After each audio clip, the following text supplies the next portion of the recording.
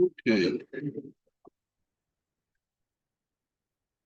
So what we want to do is welcome our new members today. So we're going to start with Helen Henwood.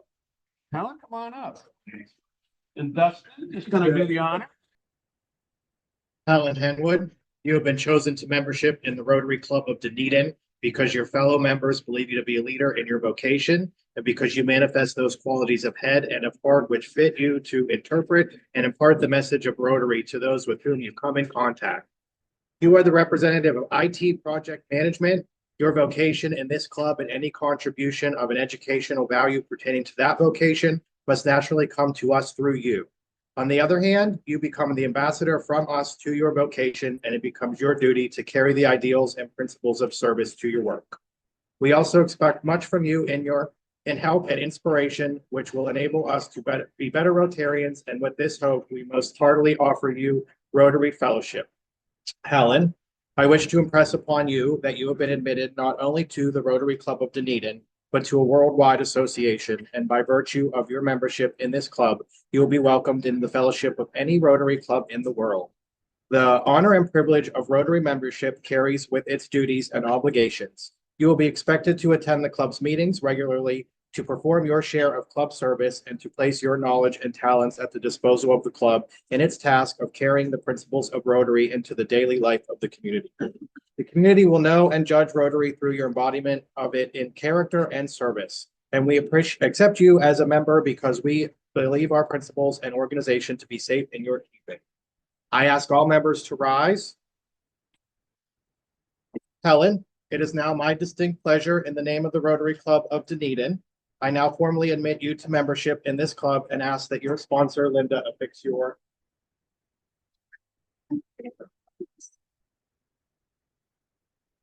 David Bramley, would you please present Helen with her signed certificate of membership? Fellow Rotarians, I commend you to our newest member, Helen Henwood, who has been loaned the title of club member, and request all of you to welcome her. Helen? I'll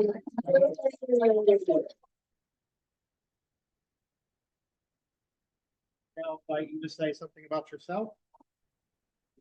Thank you very much. Well, I am going to talk as loud as I can. Can everyone hear me? Yes. Good, wonderful.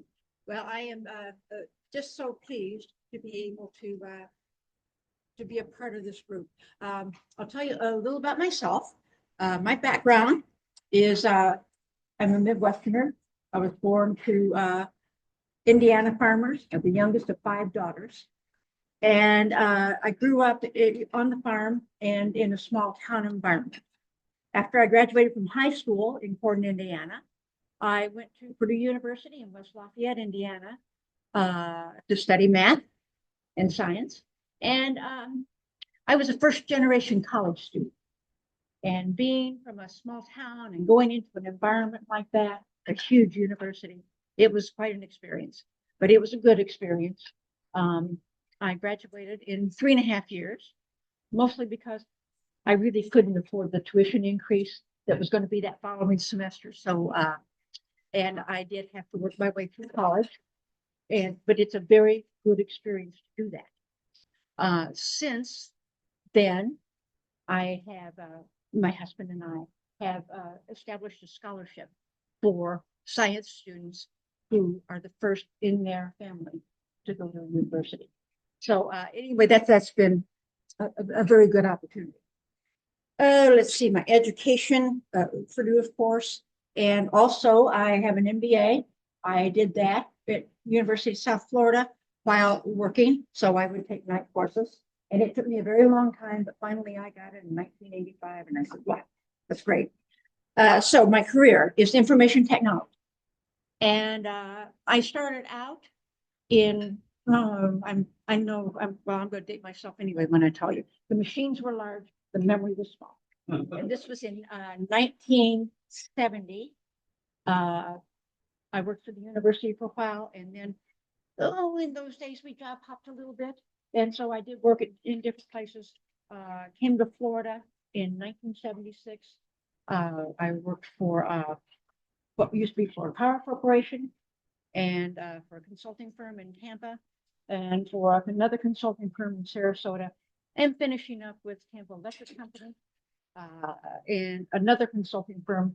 I stopped working. Oh, okay. You think this? Does this work? Okay.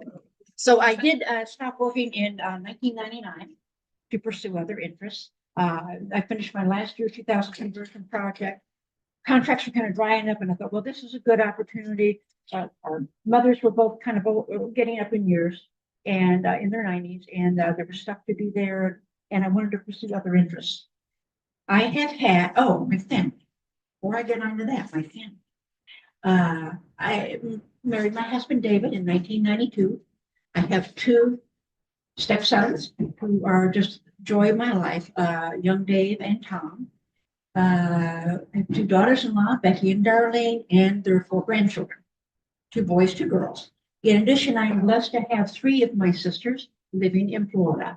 We don't live close enough to be able to visit very often, but we do talk on the phone almost daily. So it's nice to have that. I also am a cat mother. I have had cats all my life. We now have 4, and of course they're all rescued. Rescue is my favorite breed. And they bring a lot of joy to my life. My husband is in late stage Alzheimer's. He lives in a skilled nursing facility at St. Martin Village. Volunteer work.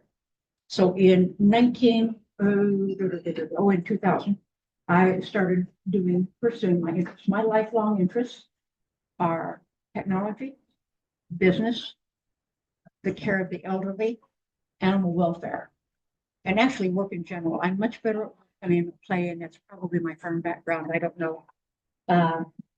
So I did a lot of work with our church. We were members of St. Mark Lutheran Church in Dunedin. Church council, I think all the years that I was a member of that church, I was on council, served as president, vice president, treasurer, whatever they needed. Did a great deal of volunteer work, like doing the newsletters, doing the bulletins, a number of different things. I did some work at the Synod level as well. Also, I did volunteering with Humane Society Pinellas. I started out as a cat cuddler in the early 2000s, and I chaired a charity tournament, the Love for Charity Countryside Country Club, to support Humane Society Pinellas. And I was invited to join the board after that project. That was a humongous project. Took 1.5 years of my life, gave me a lot of gray hair. Fortunately, there's hair dye. Then also, I became involved with St. Martin Village in Palm Harbor. And I don't know whether you all are familiar with St. Martin Village. It's a continuing care retirement community. I would love to have someone from the organization come and talk with us. I'm working on that. Also, somebody with the Humane Society Pinellas. Let's see. So I joined their board in 2012, and I am still on their board after all these years. I love the organization. I serve as both vice chair and treasurer for St. Martin Village. And that helps a lot with my husband living there. I'm there a great deal. So I keep tabs on things. Okay, so my interest in Rotary, I really feel that those of us who have the advantages need to be giving to those who need help. And I like the idea of a service organization. I met Linda one evening when we were at a Florida orchestra group. North Suncoast Associates supports the Florida Orchestra. And we happened to talk about various things. She said she was membership director for Rotary. I said, oh, wow, let's talk. And so anyway, she has brought me in, and I'm very happy to be joining you. And I have my first project that Pat gave me, and that is to give everyone one of these. I started, but I'm going to have to go around all the tables again. So I may ask you again if you have one. But anyway, that's pretty much it. Okay. Thank you.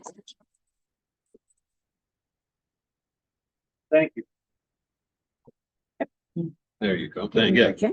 Well, you can take last week's agenda if you'd I like. thought that's all. Okay, we're going to welcome Matt Esker as a new member.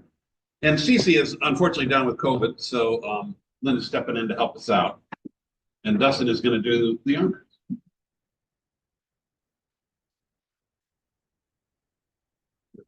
I swear it works. Hey.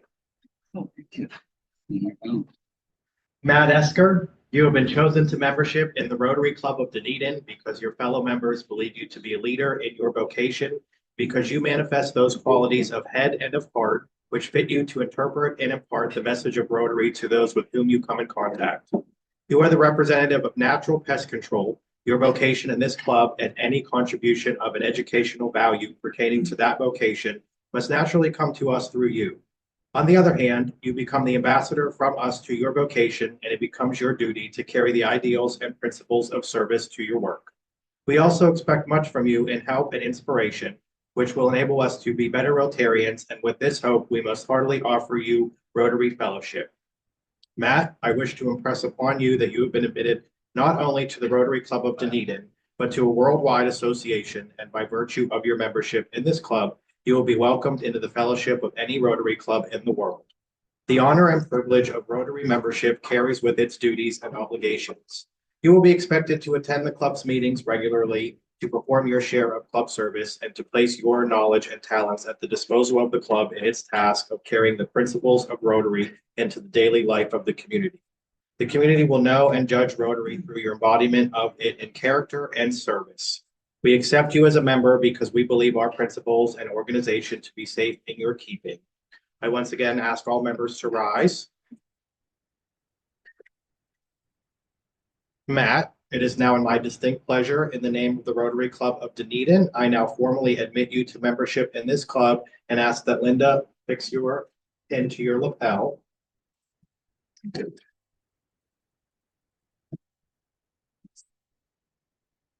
President David Bramley, would you now present Matt with his signed certificate of membership? Fellow Rotarians, I commend you to our newest member, Rotarian Matt Esker, who has been loaned the title of club member, and request all of you to welcome him.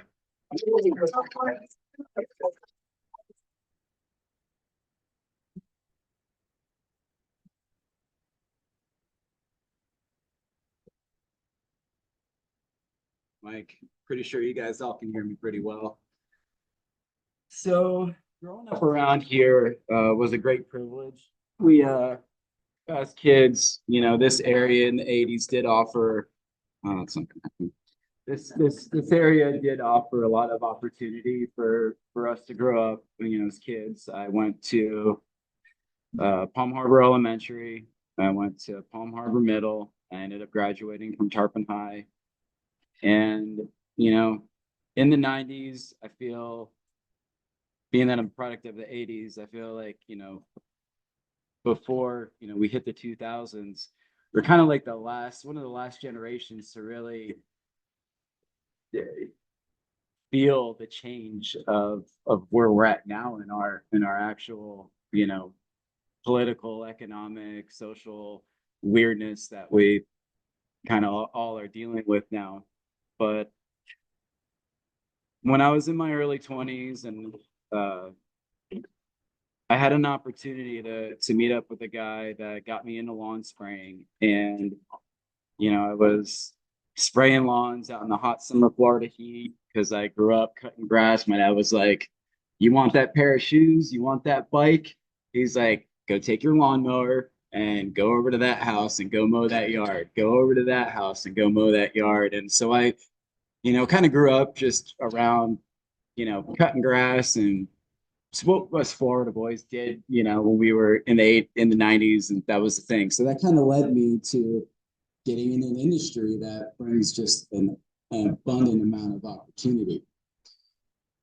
Lawn spraying, you know, as we all look at this beautiful golf course here, this golf course, I think, used to be, if I'm not mistaken, a PGA stop, and used to be considered a very high priority course for a lot of PGA members to come in and play golf. But it's kind of one of those examples where it's right by the bay. We have, you know, all of this runoff from this golf course, from keeping this grass green, goes out into the bay and releases between the fungicides, the pesticides, the herbicides, a whole quagmire of poisons that go and pollute all the things that we love and enjoy as Floridians the most, as we all love going out to the beach. I'm sure most of you guys do. When I was out spraying lawns one day, boss was really hardcore. You know, sometimes you get these money, you know, this industry, there's just like any business, you have to meet numbers and you got to do, you know, meet certain quotas and spray a bunch of yards or spray a specific amount of yards per day to meet your, you know, numbers and that kind of thing. But when in all reality, doing that, it's poisoning our ecosystem. So over the years, as I was spraying lawns, I said to myself, you know, I did tons of landscaping growing up, you know, I just remember some of the days where my clothes would just reek from fungicides and reek from herbicides, to where I just got to the point where like, I got to get out of this industry because it's just such a harmful thing. So I finished my college, I finished SPC, went to St. Petersburg College, and I decided to go to UF. And there's a whole UF now. Over the past 15 years, they've actually done a very good job at providing different career opportunities. You don't just necessarily have to get a bachelor's, you don't have to get a doctor or master's and all that. You can go do certain fields of your specialty and go that route and finish college and still I ended up with enough credits as a master's when it was all said and done. So I did turf grass science, I did beekeeping, and I also did pest control technology. So I got certificates, which were all undergrad style classes, but they were basically more pertained to the fields that I wanted to get in. And I, you know, got done with school and I had an opportunity to get a job working for the school system. And it was kind of funny because even the school system, there's, you know, that good old boy mentality where, you know, they interviewed 100 of us and it went down to 20 of us to 10 of us to 3 of us. And, you know, you're down to the last 3, which I was. And you find out the guy next to you sitting in the interview is the son of one of the head departments at the school system. And he ended up getting the job. And it just kind of made me realize, like, all right, if I'm going to be in this industry, I need to start my own company. You know, so I got into this industry, spraying lawns. I did some Florida friendly landscaping for a little while when I was going to college as well, to kind of help pay myself through college. And, you know, turf grass now, the best thing that we can do as homeowners, or if you're part of your HOA or whatever the case, the best thing you can do for long-term, you know, money in your pocket is to get rid of the turf grass. You know, because the turf grass actually, you're spraying fungicides, you're spraying pesticides, you're spraying herbicides, you're having to water constantly, you're putting down fertilizer. And really, in all reality, it literally is just, everybody's beautiful St. Augustine is just a money pit in your pocket for your home. And to top it off, you're polluting, we're all contributing to the polluting of our waters. So for me, I decided, I was like, you know what, I'm fed up with lawns, because if I'm really gonna follow what I want to do in my path, is to make sure that I'm, you know, we have to think ahead in terms of the next generation, to, you know, not to leave what we had, you know, for the next generation to grow up and enjoy the same things. So I decided to get into natural pest control, because even in the pest control field, there's lots of things that you can do, even around your home, making your home just sealed up a little bit better. There's products that are out there now that give you there's petro-octoborate. I don't know if I'm pronouncing that, but it's basically salt that you can do. It's salt and boric acid that you can soak the pillars of your homes or your rafters inside of your attic. You can even do foam applications, and that'll give you a good barrier for pest control for quite a long time. And you don't have to do the whole chemical treatment, having somebody come out, spraying a bunch of chemicals, around the base of your property, sending you a bill, so on and so forth. So even with pest control that I do, I try to make it to where has the most little environmental impact, make sure my customer's happy. Obviously, bugs are going to come in. You're not always going to be able to stop bugs from coming in your house, but you can at least educate your customers to where there are things that you can do in your home. There's products that you can use that aren't just going to go kill all the insects around your house, because believe it or not, that spider eats the roach, that wasp eats the spider. There's a whole, system food chain, even in the bug system that, even the chain of bugs that we have here in Florida, they're all kind of meant for one another. And to go and just have a pest control company come out, spray fipronil, because you can do a 0.2% application per label twice a year now around your home. And fipronil has been shown to last in the environment up to 10 years. So, and a lot of guys will just go out and do a simple little spray of fipronil around your house, be like, all right, we did pest control, and it'll keep the bugs out, but you're also putting poisons around your property. That's really it's not good for the environment. And then another thing that I'm really big into, I have the contract for the city of St. Petersburg. I do some work for the Pinellas County school system, but I do all the bee removals for the city of St. Petersburg. The Pinellas County, the inspector and a couple of the guys at the Pinellas County Beekeepers Association, I'm okay with, but a lot of the beekeepers don't really like that. I do that because one of the misconceptions you guys see on social media, I'm sure all the time, you see save the bee, save the bee, save the honeybee. Well, there's a huge amount of misinformation out there about the honeybee. Number one, it's a non-native insect to the North America. Honeybees were only introduced for farming purposes because of monoculture farming, where like you go and you have 10 acres of watermelon or 10 acres of corn, or that's why bees were brought in. This area back in the 80s with all the orange groves that used to be back here, Allen's Ridge, other places around Pinellas County. Pinellas County used to have a pretty decent bee population. Now, over the past 30 years, because I got into this in the late 90s, I did some bee removals with a couple guys in the early 2000s when I was in school.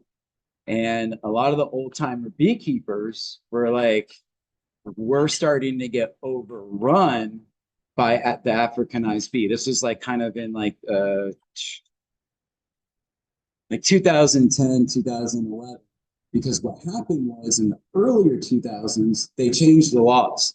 Only pest control operators were allowed to take care of bee removals. Well, they switched it and they moved it to people who are considered beekeepers can do bee removals. So what ended up happening over the years, and I have seen it very loud and clear, the amount of Africanized bees that we actually have here in the Tampa Bay area is astronomical. You guys wouldn't think, but I get these calls all the time where, you find somebody finds a hive in a tree, or I even had one at the actual pier by some bathrooms. There was a swarm that was literally right on the water, and it was a set of bushes. And they were one of the most violent set of bees that I've ever encountered ever in my life. And they were attacking everybody. I'm like, oh man, I'm gonna end up on the news for people getting stung. I had cones up, and it didn't matter.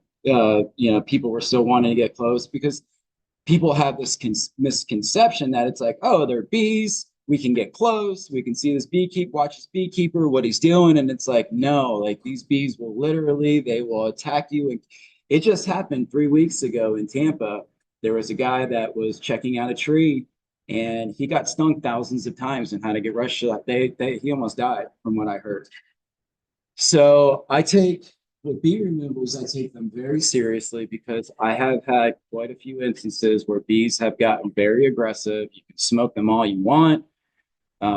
It doesn't matter. They'll still be very aggressive. I had one in Safety Harbor one time where 4 old ladies on a golf cart wanted to drive to the end of the street. I'm sitting there, I'm swarmed by these bees. And I said to the lady, stop and please turn. And before I even had a chance to say turn around, they were from here, they were almost to the hole out there on that green. They were far away, but the bees just got wind of them and they went after him. And these old ladies started getting stung on their golf cart. So that's kind of the stuff that happens now because of the improper information on social media. And that's another reason why the city of St. Petersburg has me do these removals, because there's a certain temperament, that you can just tell. If you go up to a hive and you do a little breath on it, sometimes they'll get a little active, and sometimes if you blow on them, they'll just go. And you have to kill that, because you don't really, as a beekeeper, because I'm also a beekeeper, you don't want to take those bees to your apiary, because before you know it, those genetics are inside your apiary and you have all your bees are becoming angry, aggressive bees. I've actually tried working with FDACs recently on seeing what we can do about getting the laws changed to where they used to were, because I did a sample a couple of years ago, and this is to show you how high it is around here. I took samples from Tarpon, Crystal Beach, Dunedin, Bel Air, St. Pete, totaling 12, some also from Hillsborough County, totaling 12 samples. 8 of them came back as Africanized honeybees. So 8 out of 12 of the hives around here, which is a really high number when you think about it. So I've kind of been on a mission to try to educate the public as much as I possibly can. And again, it's one of those situations where bees are sent, we do still need bees for pollination, and they do help out people's gardens, but there's that fine line. We want to be able to keep the actual European bee and those genetics good in the area versus the Africanized bees that we dealt with, that we're starting to deal with. And I've been at the port of Tampa working with the inspector, and I've literally seen them fly off of cargo ships and go right onto the swarm trap, and then they'll send me up on a lift and they'll pull the swarm trap down. But it's even a matter of not using chemicals, because you can do a bee removal without using chemicals. You can do pest control without using chemicals. So basically my mission is to do anything pest related that's not leaving a carbon footprint for the next generation. So that's something that's really been passionate to me. I'm probably past my 3 minutes here, but one of the main reasons too why I joined the Rotary Club was, I remember as a kid, and I mentioned it to the man sitting back there who works for Dunedin. We used to have plenty of things as kids to do around here. There isn't much for kids to do around here at all anymore. And it's kind of frustrating, because this area has a ton of money in it now. You would think the wealthy would want something for the kids, and for kids to do. So over the past 5 years, I've been doing a lot of traveling. I've been going my last mountain biking trip was up in Minnesota, and all across the country there is bike parks opening up all across the country. North Carolina has a bunch. Northern Florida, there's a couple even in North Florida in Florida that are being built right now. But we used to have bike trails right here in the park behind. There is a BMX trail right here back behind where the baseball fields are, where I guess, what's the park's name? Hammock Park, correct. And, they still allow us you can still ride your bikes around Hammock Park, but it's not like it used to be, that's for sure. So it would be cool to organize an event where, number one, we raise helmet awareness. Sorry. I witnessed a lady actually get hit on her bike in Palm Harbor 3 years ago it's almost three, it's just past 3 years. It's really heartbreaking. Old man was driving, he was not speeding, he stopped on a dime. She must have not hit the trail button, but when the man hit her, she went down. We tried doing CPR on her. Thankfully, the paramedics were there very quickly, but she didn't make it. And the son called me a couple weeks after. We ended up going out to lunch, and she would have lived if she had a helmet on. So I think as a Rotary Club, for me, I would love to do a drive where we raise money for helmets, and there's plenty of people that could use helmets. And it would be my ultimate dream to build that bike park out on that washed up par 3 golf course that's been there forever and a day, because it would literally be something for kids to do. It would generate a lot of revenue because all of these parks that are across the country generate really good revenue. Kids pay it, parents pay it, and the kids go out there, they ride the bikes. There's also something similar that Swamp Mountain Biking Club is building down in off of Walsingham Park, I believe. So it is a movement, and it'll give Dunedin an opportunity to kind of stand out, to maybe give something for the kids to do. So I have a little bit of I have a purpose for being here, because there are some things that between the helmets and seeing what I can do to offer kids, something to go do instead of them constantly, getting in trouble and things that like I used to do when I was younger, that kind of stuff. So I appreciate you guys listening to me for this little bit longer of a spiel, but thank you guys very much, and y'all have a good day.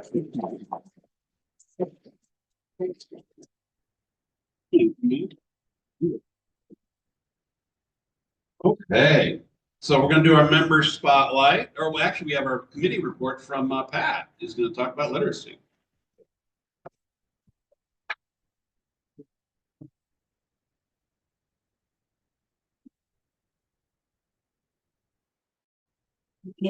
To be concise and so we can get through our program today. There we get a bookmark. I want you to take this bookmark and give it to someone else. If somebody asks, what is Rotary? You can give this to them and say, this is what we do. All right. Another thing is on the table, there's going to be an event on September 16th. That's Literacy Month in the Rotary world. And it's going to be at the Homeless Empowerment Program. Do you know where that is? Everybody know where that is? If you don't, ask somebody who does, and they'll give you directions. I'm terrible at directions, so don't ask me. I know where it is, but to tell you how to get there, that's tricky. It's going to be a short ceremony. We're installing a little free library there for the kids at Homeless Empowerment Program. Did you know that kids live there too? Yep, kids need to be served wherever they are. And I want to read to you from a press release for that program. And our partners, we partnered with the GFWC North Pinellas Women's Club, and they did all the work. We just had to provide the money. They got it together, did this, organized this, and made it an important event for back to school. And they're collaborating with the Dunedin Public Library and some other libraries to make this happen. This is just installing that library is just part of the initiative. The Dunedin Rotary Club Foundation funded this with $5,000 to buy books and to other items that will be used in this. There'll be special giveaways at the Dunedin Public Library for 3 weeks, 3 days, 8th, 10th, and 11th of September.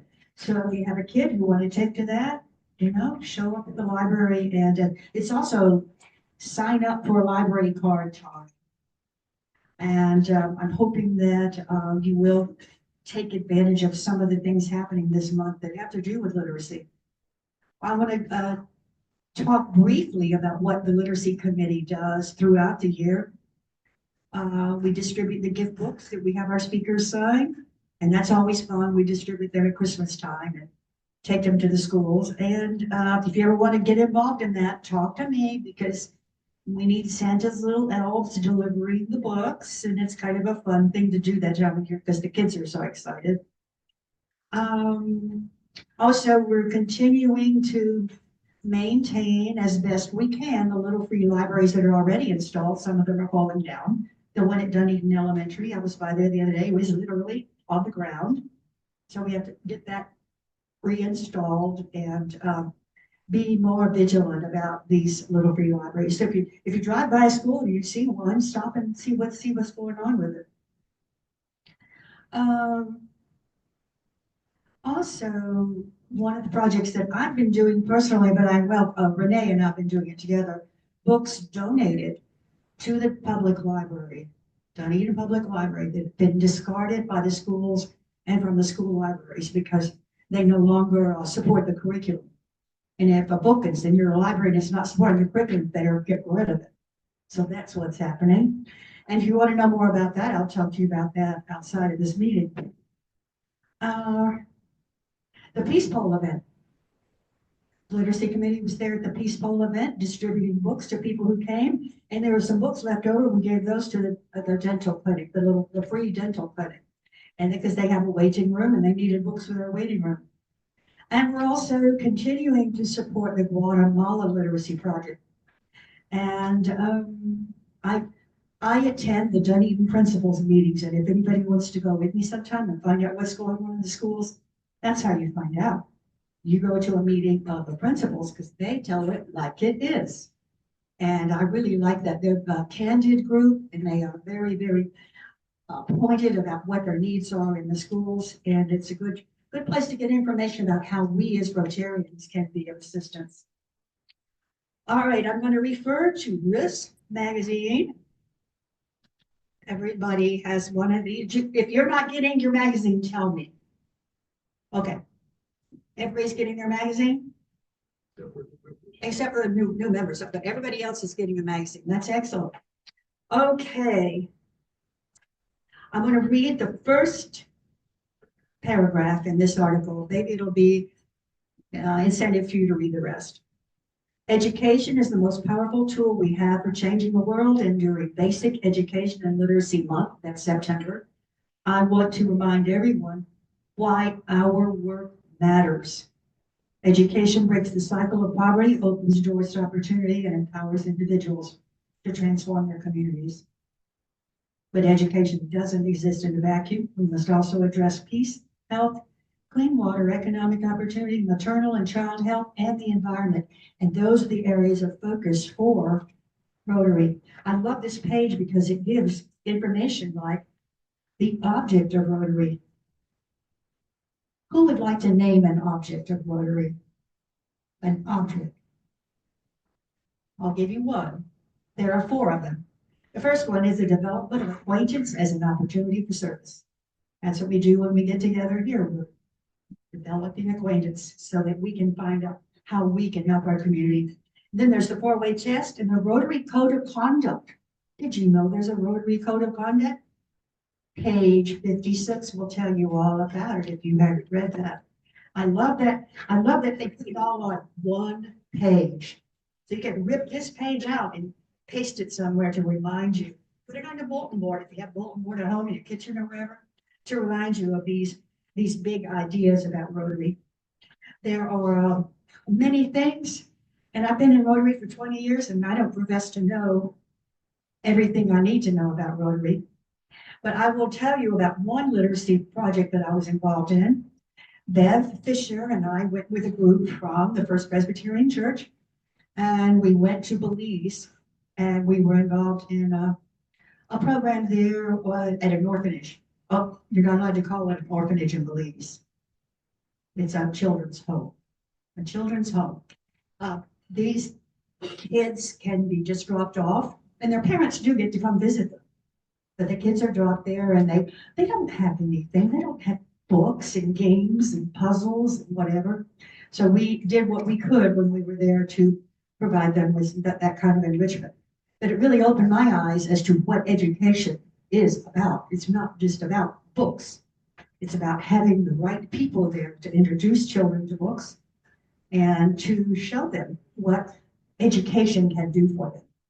And if there's an opportunity for you to travel, like when I travel to Belize, I'm getting to be an old lady, so I'm not doing much traveling these days to remote areas like Belize. We're going to have to send one of the whippersnappers to do that. He's not paying attention, so he didn't get it. Okay, there you go. Any questions about the literacy committee? If you want to attend this event, you know, call up a fellow Rotarian and say, would you like to go with me? I want to go to this event at the Homeless Empowerment Program. And while you're there, you'll learn why we support that program. Homeless empowerment is run by good people who know what they're doing. Question? So a couple years back, they had a literacy program, I think it was source dictionaries, was that? We stopped that because the kids weren't using them. They use their phones now for dictionaries. Yeah, I know. Yeah. That's a good program. It was because it helped us get our foot in the door at the schools. And that's when we started doing assign the book. I think Joan was president, and she came with the idea. She went to a Rotary Club and saw they were doing that. She said, we should do that. So we started doing that and gave up the dictionaries. Yeah. Dictionaries are good. I still use a dictionary, a real dictionary, with a paper one. Yeah. Because if you use a paper dictionary, what can you do? You see all the words that are around that one word you're looking up. That's the way you build your vocabulary. Any other questions? All right, very good. Thank you very much. I didn't take as long as Matt. Matt, I'm gonna have to get one of those books, you know. I've been bored. Okay, we're gonna do our member spotlight now. John Freeborn's gonna talk. Tell us about himself. Yay!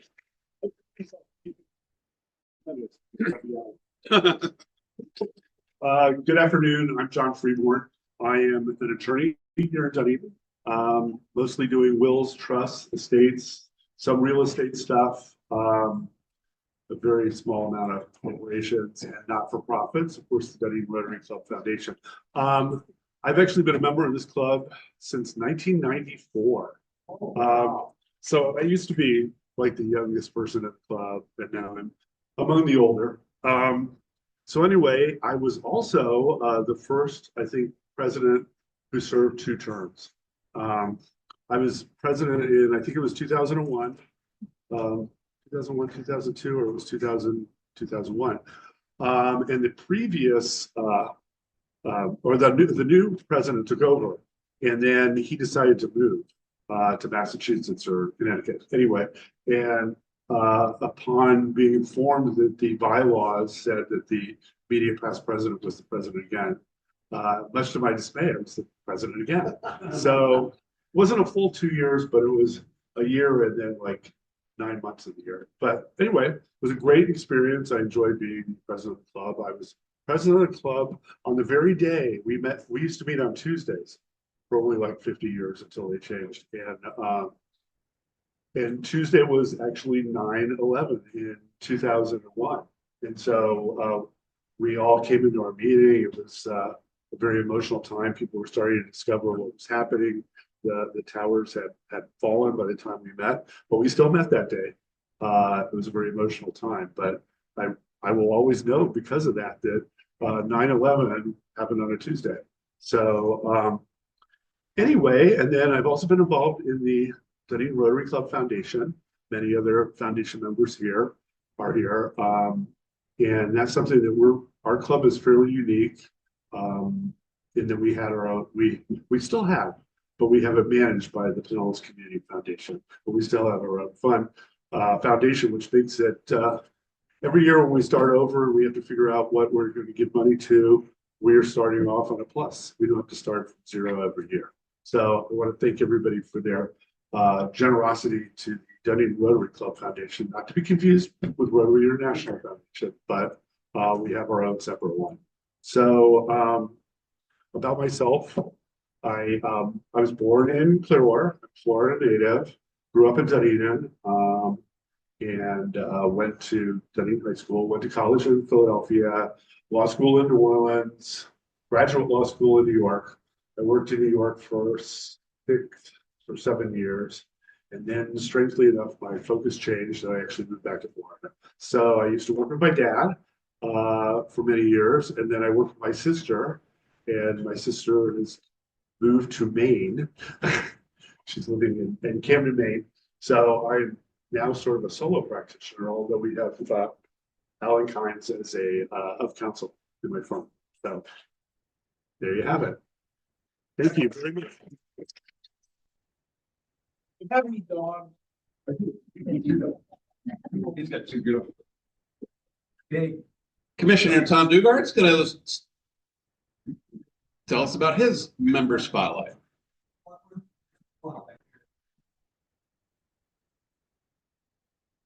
Apparently Pat has a clock running, so. Yeah. How do you compress 75 years into 3 minutes? I guess I'd start with my dad. He told me, you're not known by what you do, you're known by the friends you make. And that stuck with me for a long time. I had a challenge in my life because I happened to live in 19 places during the course of my life. This is place 20. My father was in the Air Force, and we moved all the time. 3 years was about the longest we stayed someplace. Sometimes it was less.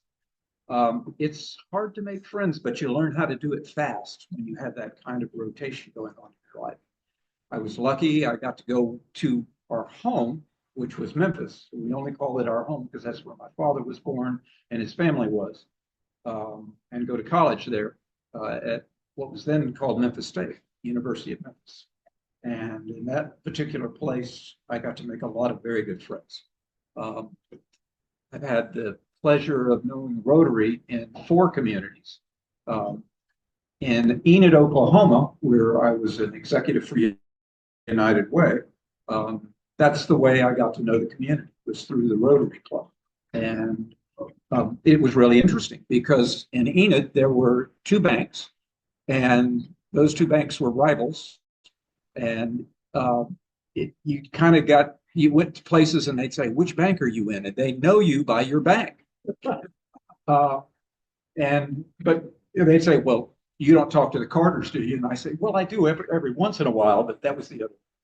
So it was interesting when you're in a small community and you're starting out a professional career that's going to take you to other communities.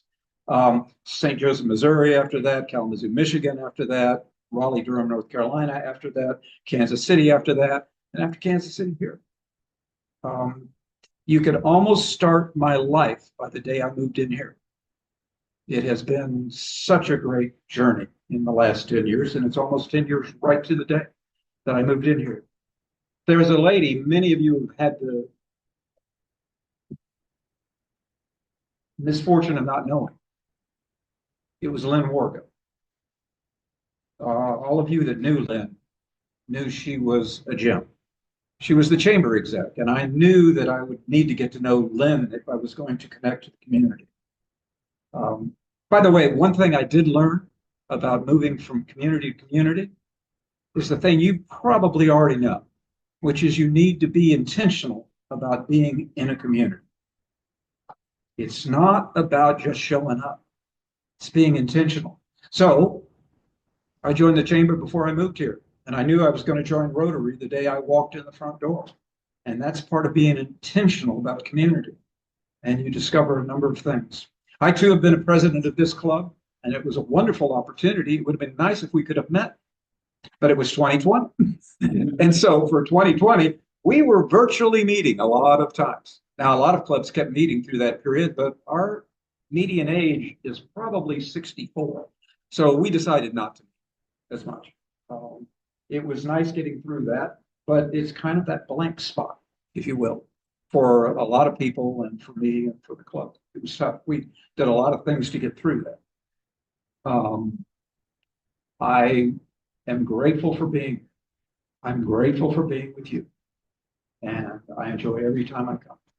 Thank you. Thanks. Thank you so much. Commissioner Duggar.